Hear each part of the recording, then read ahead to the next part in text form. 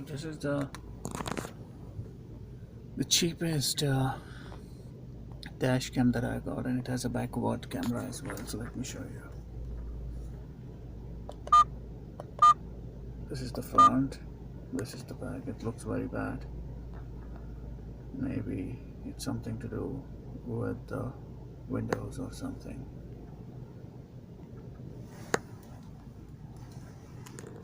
Now one problem here is that I have to fix the wiring.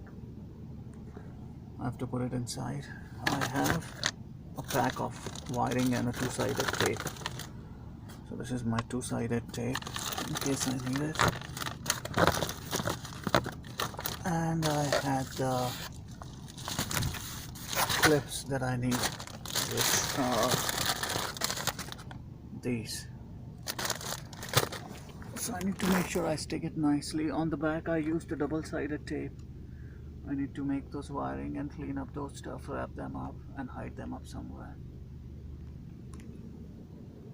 But for $35, this is not bad at all. It has my car number, it has my date and time, and it has both front and the back.